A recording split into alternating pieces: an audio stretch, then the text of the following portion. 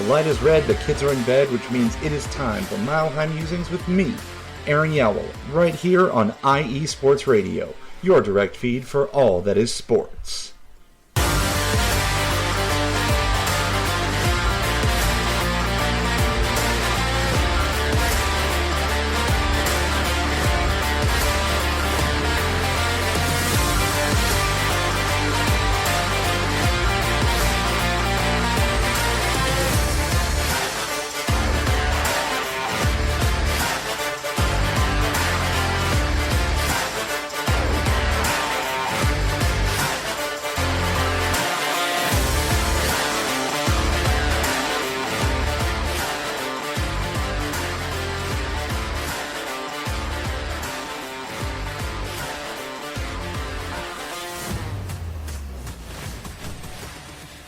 What's good, sports fans? It's your boy Aaron Yowell, and we are back! Welcome to episode 28 of Mile High Musings here on IE Sports Radio, your direct feed for all that is sports. I'm your host, Aaron Yowell, and it has been a month.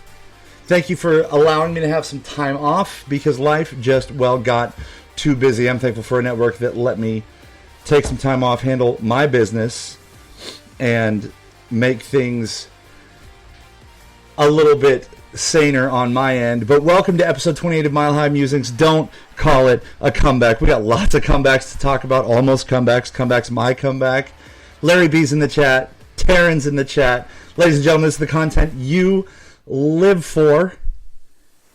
And I'm back bringing you the content about the teams that you live for and you love, whether or not you had any idea that you do. I'm talking to you, chat, my AFC West boys in the chat. But, ladies and gentlemen, boys and girls, sports fans of all ages, it is time we ascend to the top of the peak and breathe in that rarefied mountain air as I bring you sports takes 1 mile, 5,280 feet above the rest. On tonight's show, we're going to talk Nuggets, Avs, Broncos.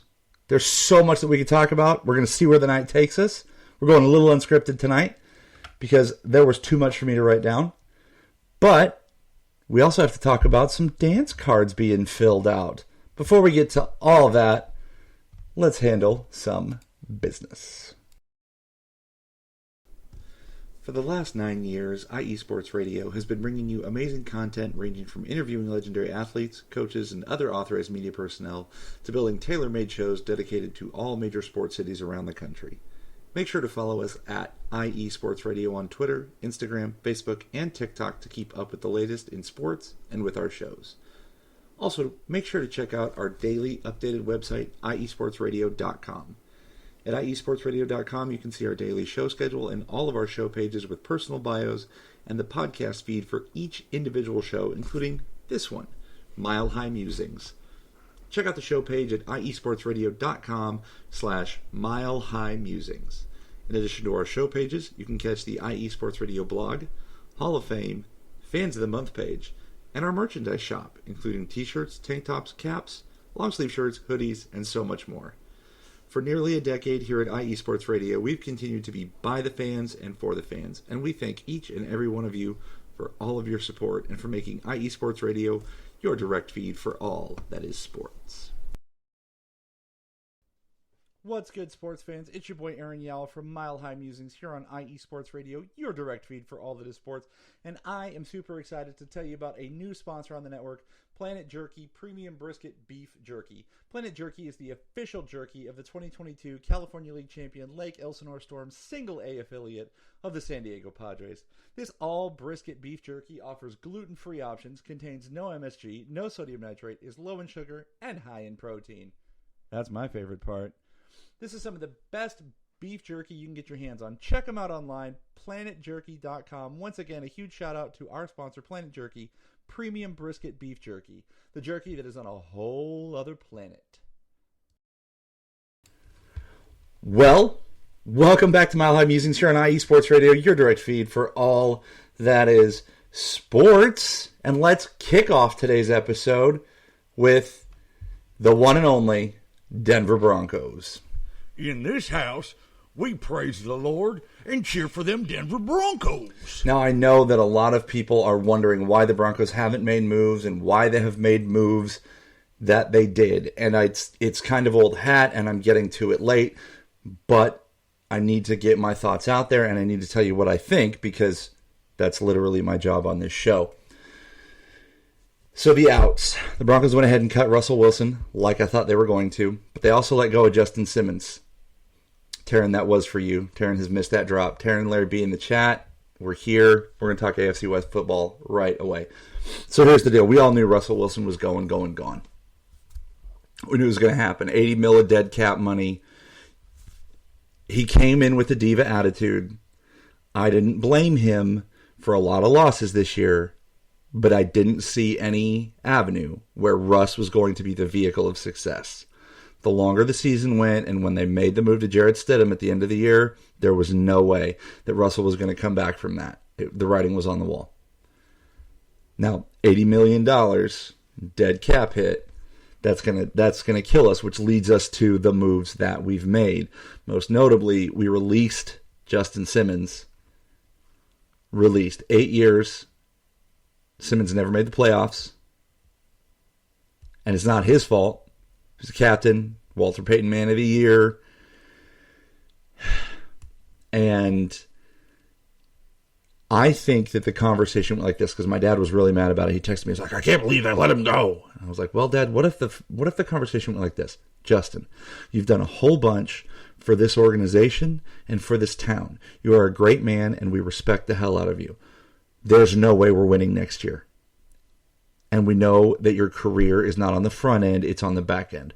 We want to give you the opportunity to go somewhere and win. We would like to part amicably. I want to believe that that was the conversation that was had. I know what conversation what was had with Russ. Russ, thank you for your time. Thank you for being part of the worst trade in the history of the NFL. I hope you find success. Godspeed. Dude comes in and has 3 parking spots, his own office. He doesn't want to work out with the quarterback coach on staff with Nathaniel Hackett. And granted, the whole Nathaniel Hackett thing was terrible, and we've talked enough about that. Even though it's been a month that I've been on shows, I don't need to rehash that. They have to move forward. The Broncos never went through a true rebuild. They tried to Band-Aid everything. Everything. We never broke it all the way down to build it back up. We have tried 2 times in my lifetime. No, I'm sorry. We've tried 3 times in my lifetime to draft a quarterback, grow the quarterback, and let them find success. Most recently, Drew Lock, who we traded away to get Russell Wilson. And everybody's like, oh, release Drew, bring him back. Now, don't. Don't bring Drew Luck back. He's now with the Giants, backing up Danny Dimes, who might get released. Whatever. NFL free agency is insane, and I can't believe that I have to sit through 5 more months of this. And it hurts. The Broncos were ultra aggressive last year. Gave me a lot to talk about when I started this show. Gave me a lot to talk about coming on Larry B shows. This year, it's not going to be the same. I'm going to have to sit on my hands until April, wait to see if they make the right move, which I pray to God they do, and draft a quarterback. And I'm going to get there in a minute. General Manager George Payton was quoted in an article on ESPN.com saying we're going to be strategic this year. They were involved in 11 of the highest paid non-quarterback free agency moves last year. They cut Russell Wilson, released Justin Simmons, released Jerry Jeudy, who was trade bait. Anyway, that was never working out, gang. Taryn asked in the chat, do the Broncos draft a QB? Penix Jr., J.J. McCarthy. Taryn, they do draft a QB. I don't know that J.J. McCarthy's going to be there. I don't know that I want Michael Penix Jr. I kind of want Bo Nix. I've gone back and watched tape. I went back and watched how he shredded CU. I would like J.J. McCarthy. Let it be known that on St. Patty's Day, I want me a guy named McCarthy on my team. I don't think he's going to be there. I have this weird feeling that he's going to go a couple picks ahead to a team that might not feel great about their quarterback situation. They might not feel as terrible as Broncos, who have no quarterback situation. If McCarthy's there at 12, I think the Broncos go get him. If he's not there, I think they go get Bo Nix. I don't know that they go get Michael Penix Jr. Michael Penix Jr. has cleared medicals. He's a fantastic athlete. I watched him sling the ball. I don't know that he fits. And if we're going to go ahead and buy into the coach, which I bought into the coach, and I said it 8 million times on this show, I believe in Sean Payton, who I think maybe should be my financial advisor. Because he's already cleared $20 million in cap space. If he doesn't think Michael Penix Jr. is his guy, they don't need to go draft him. They need to draft a guy who he thinks is his guy. Bo Nix was above 70% completion this year and threw the ball downfield and could spread the ball out. The Broncos restructured Tim Patrick's deal, so he's staying. Cortland Sutton's staying. And Court feels weird because all his boys are going, but it's like, little Jordan Humphrey's staying. Marvin Mims Jr. is going to get a lot of run, and he should. I don't think Jaden Daniels is falling. I think Caleb Williams is going 1. I think Daniels is the next quarterback off the board. Then after that, I think it's Drake May. And I got to be honest with you, I wish Drake May would fall. I was talking about it yesterday at my nephew's birthday party with my dad and my brother-in-law, and they're like, oh, Drake May, ACC's weak. Drake May would have been a top 10 pick the year before. I like what Drake May brings to the table, and I like what he brings to the table in the scope of Sean Payton's offense. He's not as tall as Bo Nix, but he can make all the throws.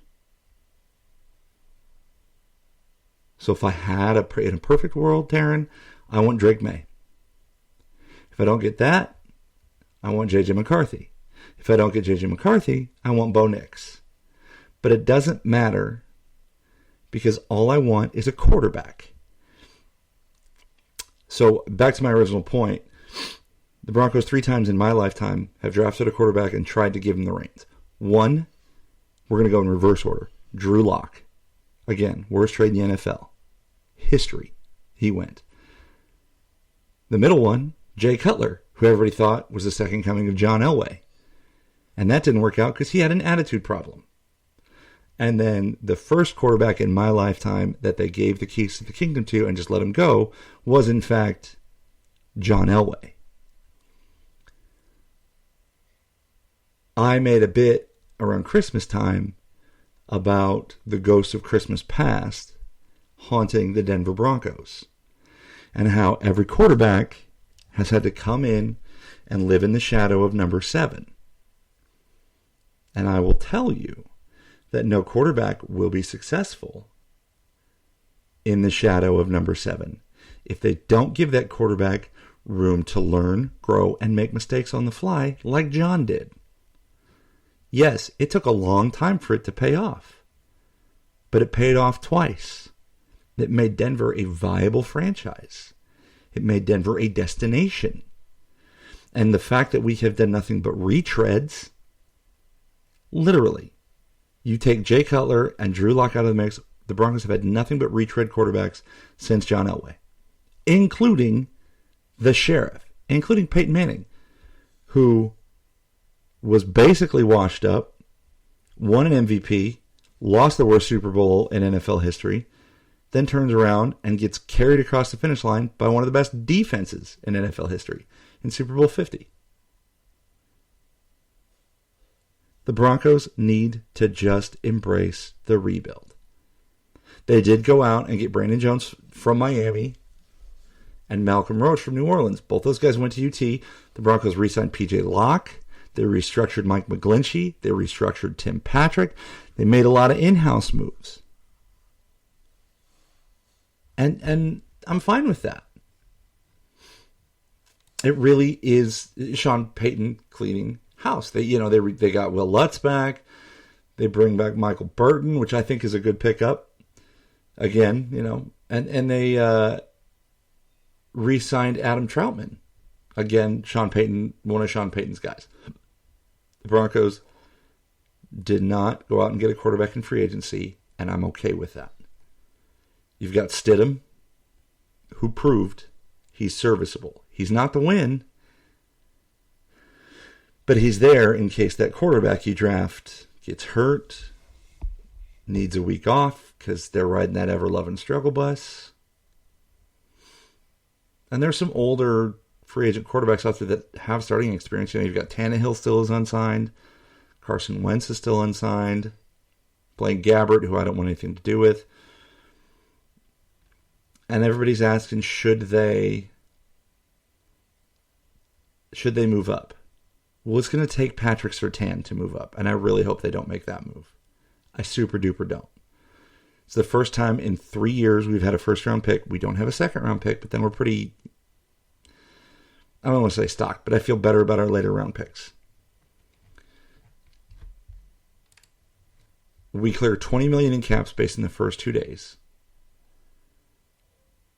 How were the Broncos going to stay competitive with $80 million dead cap? They weren't, and they won't. And I don't know if they're going to be 8-9 again. We might see a dip, and then it might just go through the roof. The Broncos need to do what Houston did with C.J. Stroud. It worked. It worked. Plain and simple. So I don't expect the Broncos to be making a lot of moves. I expect late April they draft a quarterback with that first pick. And then all of Twitter X will be freaking out because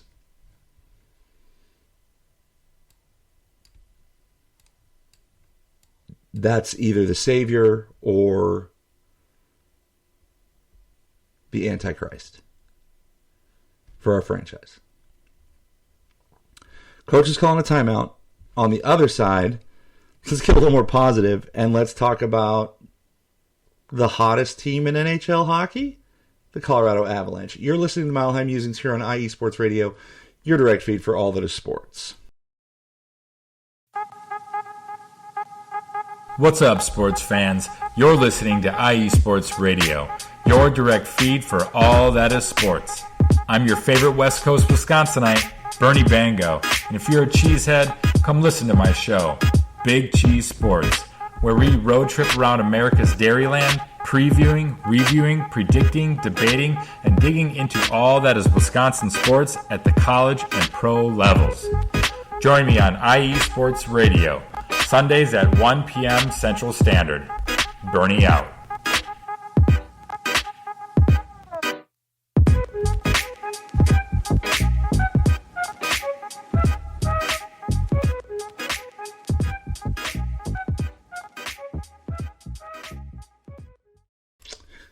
Give Big Cheese Sports a listen Sundays on the network. Got to shout out my Sunday guys because they've been the ride or dies for a while. Don't forget to give all of the shows on the network, including ours, a follow over on X. Ours is at Mile High Musings _IESR. I'm back on the socials. I took a month off of that too because Ish was getting toxic and I got tired of it. But we're back. We're full back, gang. We're full back. And we're like Michael Burton. I feel like I picked a really sandbaggy time to come back. What, Daddy? Well, Penny, see, Daddy decided to take a month off because things were crazy. And then when Daddy's like, yeah, I'm ready to come back. Larry B, I'm ready to come back. The Avalanche are 8-2-0 in their last 10. And the Nuggets are 11-2 since the All-Star break. So it kind of looks like I'm a win merchant. But I'm not. I will admit, watching sports was getting a little taxing, and I just wanted to relax while I watched sports as much as a Colorado sports fan can relax. Speaking of relaxing, let's talk about something cool. The Colorado Avalanche. The Colorado Avalanche are 8-2 in their last 10. They've grabbed a possible 16 of 20 points. They are currently tied with Winnipeg for first in the Central, and they are 1 point behind Vancouver for the number 1 overall seed in the Western Conference. Now, Winnipeg does have, at time of recording, 1 game in hand on the Avalanche, which means they've played 1 less than the Avs. Avs and Jets have the same amount of wins. Jets have 1 less loss. They have the same amount of overtime losses. Avs are 2-1 in shootouts. Avs are the best home team in the NHL, and they've been crushing it. Gang, crushing it. Last night was unbelievable. First of all, these 9 o'clock tips and puck drops are going to kill me. Because we had the Edmonton was a 9 o'clock puck drop. Wednesday at Vancouver was 9 o'clock. Oops, sorry. Nuggets had a late tip in there, which we'll talk about next segment. And I was like, I can't. The Vancouver game, I didn't stay up. They were down 2-0, and I was like, man, this ain't it. I'm going to go to bed. I want to go to bed. Work had been hard. I wake up expecting, Avs lose 5-2. They won 4-3, but we're going to get there. Last night, Avs at Edmonton. Everybody's like, oh, McJesus, Nathan McKinnon, here's the epic, blah, blah, blah, blah, blah. Connor McDavid was a no-show last night. He was a no-show. He had no assists, no goals. His line, well, he and Leon Draisaitl, who are supposed to be the best two players in the NHL, were a -5 combined. That means they were on the ice. One of them, at least, was on the ice for every single goal that the Avs scored. Now, the Avs have a lot of new guys, so maybe I should start there. I don't know how to approach this. This is why going off script is hard for me. The trade deadline hit about 2 weeks ago. March 8th was the trade deadline. And the Avs went ahead and made some roster moves. And they made roster moves that your boy was calling for and called out a while ago. First and foremost, the Avs traded Ryan Johansson and a first-round pick to the Philadelphia Flyers to acquire defenseman Sean Walker. Sean Walker fits into the third pair, but you're going, wait a minute. The Avs are lousy with defense. Well, they went ahead and traded Bowen Byram to Buffalo for Casey Middlestat, straight up. Now, Patty, you're getting a good defenseman, Buffalo Huddle. Give that a listen on the network. Patty, you're getting a great defenseman over there in Bowen Byram. He's a cup winner. He's got injury problems, and he's inconsistent. So get ready for that. He was so inconsistent that I was okay with getting rid of him because we have guys like Sam Malinsky waiting in Loveland to take his spot. But Sean Walker has fit in nicely. We're going to talk about last night here in a minute. Casey Middlestat, who we got from Buffalo, Buffalo's leading scorer, by the way, has fit in so well at 2C, and he's young, and the Avs are going to lock him up. The Avs also made some depth moves. They got Yakov Trenin from Nashville and Brandon Duhaime from Minnesota for draft picks, all because turns out Logan O'Connor needs season-ending hip surgery. So you lose LOC. The bottom six has been piecemeal, let's say at best, all year. And it's just kind of been next man up. But they were able to get two guys in Trenin and Duhaime who both penalty kill, who play physical, which the Avs aren't typically known as a physical team. And they have paid off in spades. Over the last month, I've really had an opportunity to look at how it is I take in sports and what sports I love, and I will tell you right now that I am an Avalanche sicko. I thought I was just a Nugget sicko. I am way more an Avalanche sicko. I love watching the Avs. I love what their front office is doing. I love how they have built the team. Kroenke Sports Entertainment, KSE, the ownership group that owns the Avs and the Nuggets, have done a fantastic job because they have built the clubs the right way. Slowly, they have invested in the clubs, not making big splashy rental moves, hoping it pays off for 1 or 2 years and then boom, done. No. Look at the teams. The Avalanche are almost in first place. They're 2 years removed from winning a cup. If they weren't so hurt last year, they'd probably make a run at another one. They're probably going to make it a run at one this year, knock on wood. And guys are excited to go play. And Jared Bednar, the Avalanche coach, and Nolan Pratt have set up a system in Denver that guys want to play in. And if they fit, they excel. So let's get into this. Let's go backwards. I think. Should we go backwards? Should we go to the 8th? What do you think, Chad? Let's go to the 8th. Forget it. Let's go to the 8th. Friday, March 8th. Avs are on a 2-game win streak. They've won 4 of their last 5, including a 5-0 win at Chicago, a 5-0 win against Dallas. They lost 5-1 in Nashville, a 5-0 win at home against Chicago, and then a 7-2 thumping of Detroit at home. So Minnesota comes into town. All the new guys are there. All the new guys are playing. Oh, and by the way, Val Nichushkin is back. So you're adding 5 guys, essentially, to your lineup. Avs win 2-1 in overtime, and it really was just a case of we're trying to fit all these guys back in. We're trying to make it all work. We're trying to put it all together and see all these pieces in play. Well, then they take off on the Western Canadian road trip Tuesday. Avs play at Calgary and win 6-2. 6-2.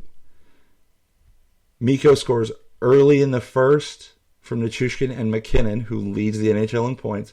And then Calgary, I don't know, I was just looking at something that said Carolina. That's not right. Calgary gets 2 back to make it 2-1 at the end of the first, but then the Avs rip off 5 straight, including points from newly acquired Sean Walker, an assist on the Avs tying goal. Middlestad gets a goal from Brandon Duhaime and Devon Toews. So 3 of the new guys got points on their second game. We had 2 from Mikko in that game.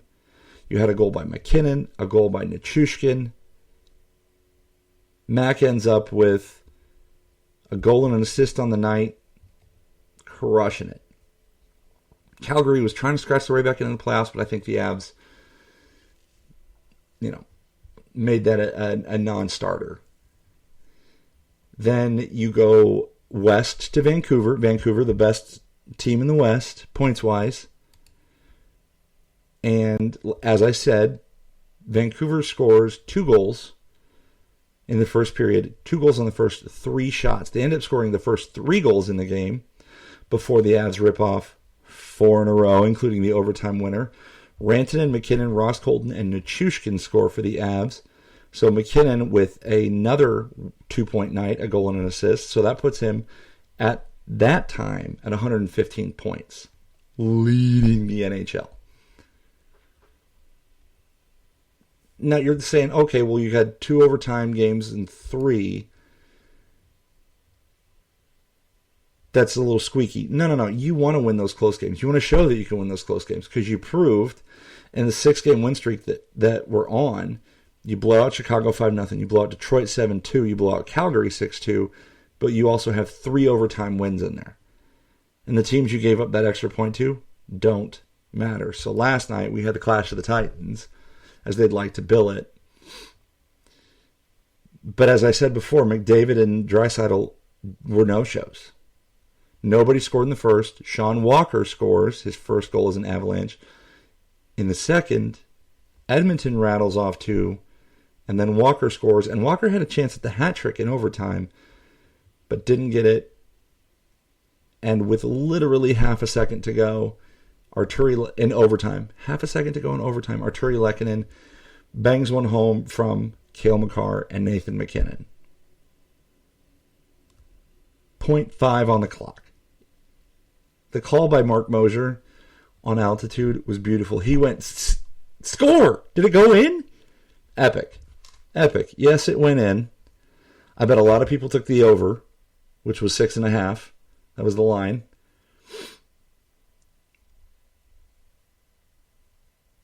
McKinnon's on a 15-game point streak. He has 116 points on the year. He's dominating. Georgiev had 32 saves on 34 shots. The Avs outshot Edmonton 43-34. The Avs are just rolling right now. They're a wagon. They play at St. Louis on Tuesday. Maybe a trap game. I don't know, but it ends the road trip. I don't think so.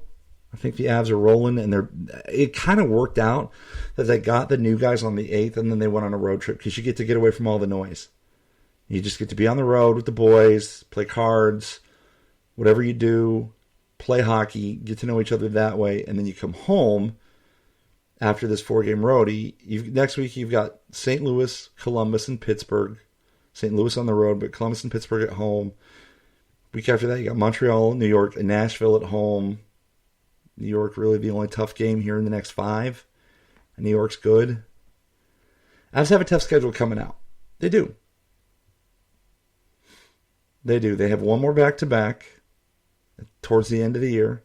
At home against Winnipeg and then at Vegas, which is weird. 2 matinee games in a row. That's weird. I think the Avs are sitting pretty. And, does anybody really want to play them right now? No. The answer is no. Both goalies have been fantastic after Georgiev was letting in 4 a night. Justus Annunen gets 2 shutouts in 3 games. Granted, it was both against Chicago. Sorry, Adam. Chi-Town Sports. Give it a listen. But Chicago's not good. I don't care how good Connor Bedard is. I'm so sick of the Bedard tracker on ESPN. The Avs have destroyed them. But the boys are rolling. We need a line change, so we're going to take a break. On the other side, let's stay inside Ball Arena and talk about the Nuggets. You're listening to Mile High Musings here on IE Sports Radio, your direct feed for all that is sports.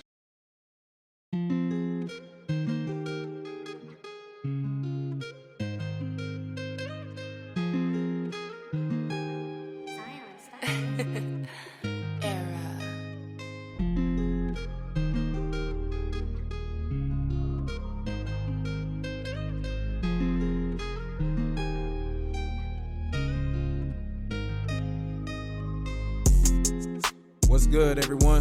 It's Drewski, the host of Heart of Texas Sports on IE Sports Radio, your direct feed for all that is sports. On this station, we cover everything in the Dallas-Fort Worth, Texas area. From we cover the Dallas Cowboys, the Dallas Stars, Dallas Mavericks, Dallas Wings, Texas Rangers, TCU, SMU, we cover it all right here every Wednesdays from 9 to 10 p.m. Central Time. Make sure you stay live with me on the Heart of Texas Sports on IE Sports Radio, your direct feed for all that is sports.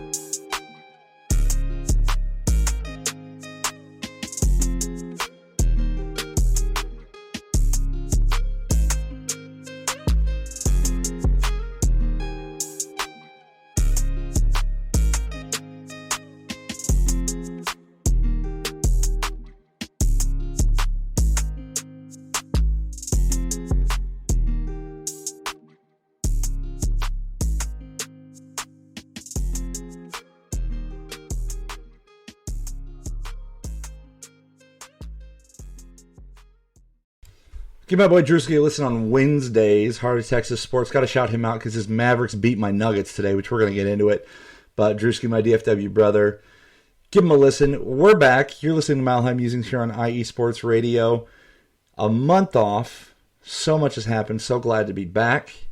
But we got to talk about literally the hottest team in the NBA since the All-Star break. Now, Larry B's in the chat saying no and agreed. You're right. Nobody wants to play the Avs and nobody wants to play the Nuggets right now. And let's talk about the Nuggets. 11-2 since the All-Star break. They lost to Dallas today. The Nuggets, that was one of the worst games I've seen them play since the All-Star break. And, I mean, their starters were a C minus at best. And they have the best starting 5. Well, okay, they're big dudes. They're big too. Jokic and Murray. We're a C at best today. And they have the best starting 5 in the NBA. And it took Luka hitting a step back from 30 feet and a prayer of a left-handed floater from Kyrie to beat us. And the 2 games that we've lost since the All-Star break, it was the Kyrie left-handed. I mean, Kyrie's good. And I think Luka's really good, and I like to watch Luka. But it took a last-second shot by Kyrie, and then the other loss we had was March 5th against the Suns, and it took a last-second shot by KD to push it to overtime. We're fine. I promise you nobody wants to play the Nuggets right now.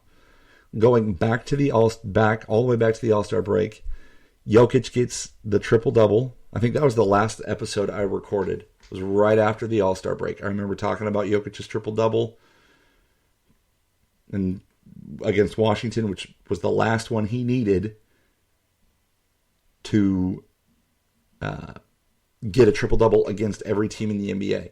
But the Nuggets went on a 6-game win streak, beating Washington, Portland, Golden State, Sacramento, Miami, and at the Lakers on LeBron's 40K night. That was very satisfying to me. Sorry, California boys who are in the chat. I loved every minute of that because LeBron got his 40K and took the fat L on the way out. And I don't think LeBron cared that they lost. They turn around and lose to Phoenix in overtime, but then they beat Boston, who has the best record in the NBA. They crush Utah, who's terrible. They beat Toronto after being down by 22 in that game. They beat Miami by 12, and that game looked like the finals, where Miami kind of thought they were in it, and Nuggets went, no, you really weren't. They beat Wemby and the terrible Spurs in Austin, which was weird. And then they lose the Mavericks tonight, or this afternoon. Yeah, sorry, thanks for the reminder. LeBron and the Lakers catching strays anytime they can. Spoken like a true Nuggets fan. I think that it is okay that the Nuggets lost today. And here's why. I am a big proponent of, as I said in the last segment, win the tough games and maybe sometimes lose the tough games. The Nuggets didn't want to rebound today. They played kind of crap defense because they were like, well, Luka's going to get his, Kyrie's going to get his, and they forgot about the other guys, and the other guys were getting offensive rebounds and making plays.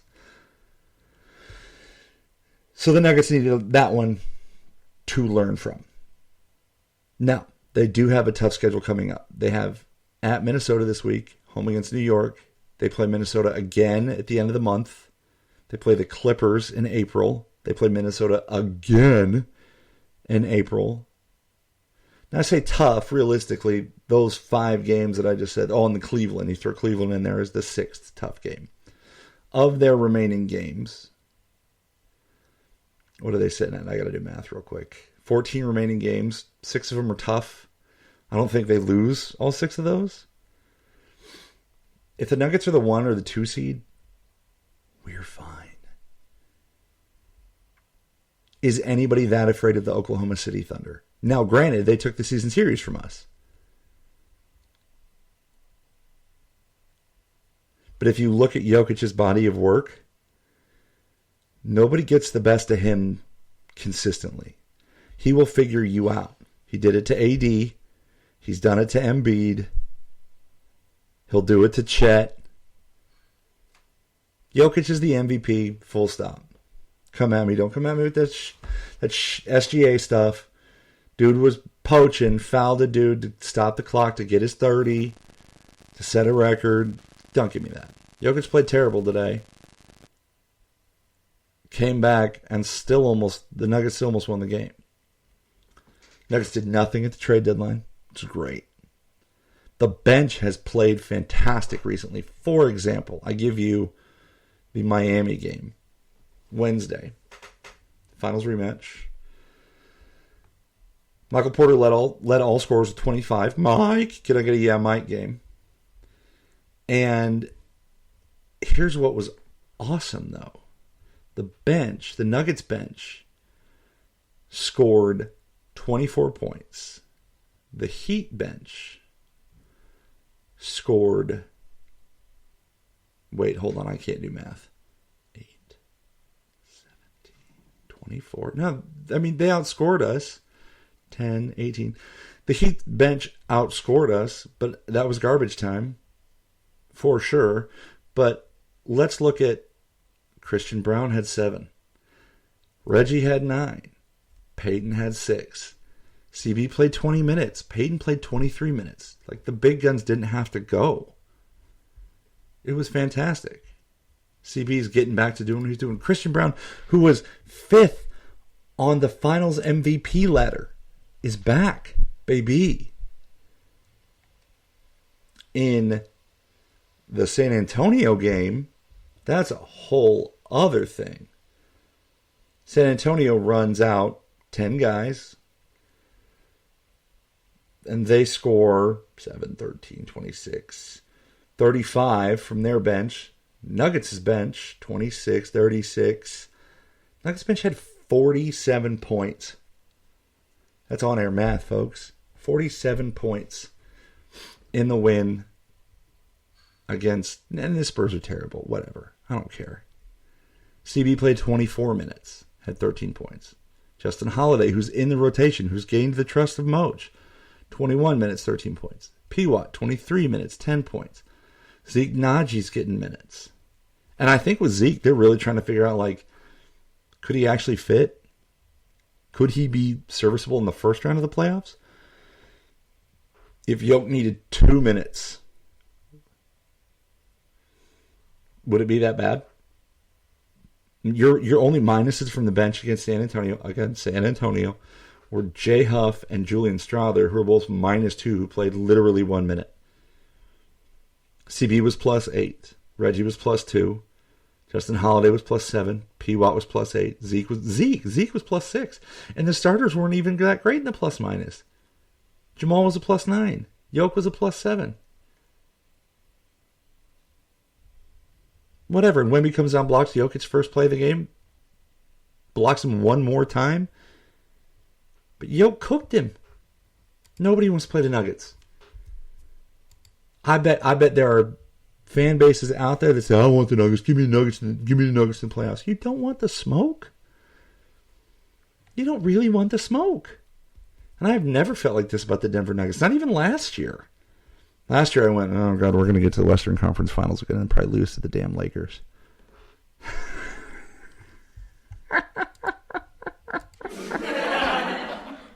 We didn't. Sorry, I'm all over my California boys right now. They're catching strays like crazy. I love you both. Here's the deal. Nuggets got to take care of business. They don't play Oklahoma City again. Minnesota's starting to fall back. They're without Cat. Nuggets have 3 chances to really put Minnesota in the rearview mirror. They also have games in here where they can get some rest if the bench contributes. You got Portland, Memphis twice, Utah again, and San Antonio again twice. You've got some opportunities to rest your guys. I'm in. And they're inevitable. They've been called inevitable, unstoppable. Even ESPN was actually giving them some love at halftime. I'm sure it made their day that Dallas won. And like I said, I'm not even mad. But nobody wants the smoke. I need a sub. I'm tapping my head. I'm looking at Coach tapping my head. I need a sub. When I get back in, let's talk tourney. You're listening to Mile High Musings here on IE Sports Radio, your direct feed for all that is sports.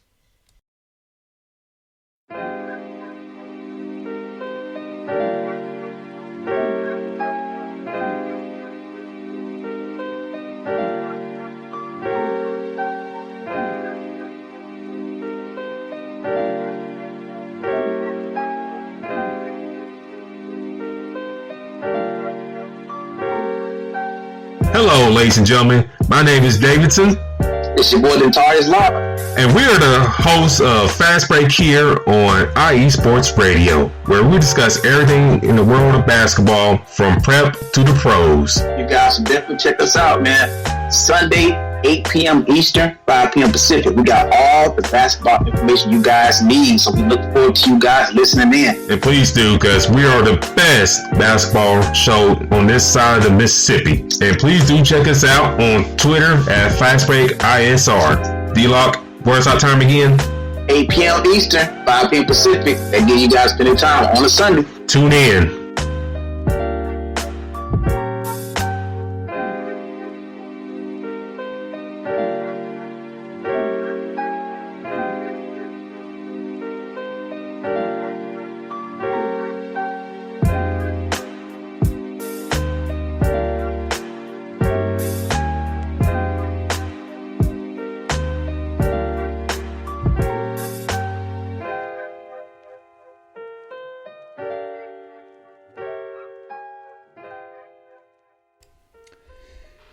Give Fast Break a listen Sundays here on the network at 7 Central, 6 Mountain. Happens right before our show. I popped into a little bit of their show tonight as I was getting ready for our show. They were talking tourney. And it's that time. It's the most wonderful time of the year. That's right. It's March Madness time, baby. And 2 of your Colorado schools are dancing, including what some folks are calling, or excuse me, including the team that some folks are calling the state champs. And they're going to kick it. The tournament kicks off Tuesday. This Tuesday already. Can't believe it. And you've got one of our teams playing on Tuesday. Both CSU and CU are play-in teams. And Taryn brought it up earlier in the chat, and I told them that I was going to get to it in segment 4, but both Colorado schools that made the tournament are both in play-in rounds, and both are 10 seeds. I feel like that's a little weird. I feel like you can make an argument that CSU is a 9 or an 8, because they were good during the regular season. They did pee down their leg in the conference tournament, which hurt them. You could make an argument for CU being a 9 or an 8 because they were not terrible during the regular season and then made it to the conference title game. And I was really hoping they would win as they leave the Pac-12 because it was the one thing they were good at in the Pac-12 was basketball. But Tuesday, 7:10 Mountain, CSU Rams playing in Dayton against Virginia in the first 4. Second game of the night in Dayton. I hope they win. My heart always goes towards an ACC school. I don't know that I'm going to do the bracket challenge this year. I did terrible last year. After doing very well the 2 years before when at the school I was at. One year, y'all, I was like, I think I missed 3. It was the first year I lived in Texas, and I did the ESPN thing, and that was one of the years there was a perfect bracket. And I was like, come on, man, I was on fire. I don't know. I'll probably fill out a bracket just to make it happen. But I don't know. I'm going to have to do some reading. I always read first. And I have 24 hours to read because games start Tuesday. CSU, 7:10 Mountain Time on True TV in Dayton. And then Wednesday, gang, at 7:10 Mountain Time in Dayton, the CU Buffaloes. Now this one, I'm going to pick CU. They're playing Boise State. I don't trust the Mountain West team. Maybe that's why I don't trust CSU. Also, CU made it to the finals of their conference tournament, so I feel a little bit better about them. I feel like they have a little bit more momentum on their side. They've been playing longer. They didn't sit like CSU did. And then, the tournament starts in earnest on Thursday with games starting at 10:15 a.m. I remember, previous years teaching and turning on the games when I had a TV in my room, turning on the games and just letting them be in the background. Because, on God, let's do this. On Thursday, North Carolina plays. They're one of the teams I like to go with. My other tournament favorite team to pick, which I won't pick this year because they've looked like absolute dogs in the recent weeks, is because they're hurt. Kansas Jayhawks. Big Kansas Jayhawks fan. They look terrible right now. They're hurt. I thought Houston was pretty much a lock. They looked terrible against Iowa State last night. UConn's probably a good pick. I don't know about Purdue.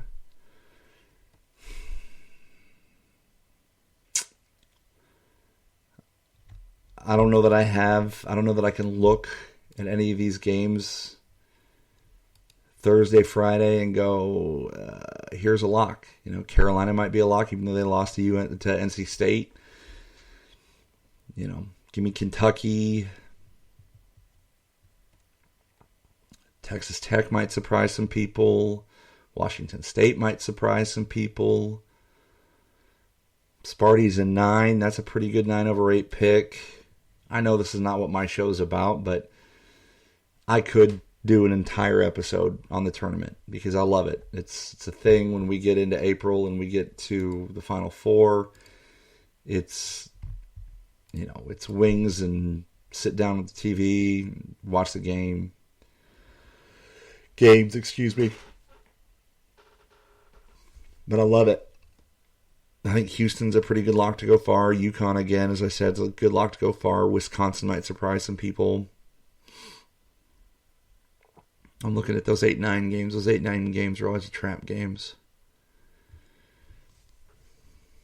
UAB might upset San Diego State. I don't know. My California boys might have to get in on that. San Diego State's a 5. Arizona's a 2 this year. I'm just flipping back and forth, gang. I love it. I could talk college hoops for a while. But here's hoping. We've got CSU on Tuesday, CU on Wednesday. I don't like CSU's odds, and I like CU's odds. That's really where I'm living, and it's not because I like CU more than CSU, but I just, like I said, I don't trust a Mountain West team, and CU played longer. But that's going to do it tonight, folks. I appreciate you being here. Larry B, Taryn, thanks for being in the chat. Thanks for welcoming me back after a month off. It's good to be back. Good to talk sports. I could have gone 6.5 hours on this episode if I wanted to break down every single move that everybody made in every single game, but ain't nobody got time for that. San Diego State's probably going no farther than Sweet 16 where UConn beats them. Again, Taryn, thank you for the insight on that. San Diego State's one of those teams that you're not done picking them because they like to make some noise in the tournament. But we're back. We're back Sundays. 8 Mountain. Let's get to the top of the mountain, ladies and gentlemen, boys and girls, sports fans of all ages. I hope you have a fantastic week. It's your boy Aaron Yowell signing off from the top of the mountain and always asking you to stay good, sports fans.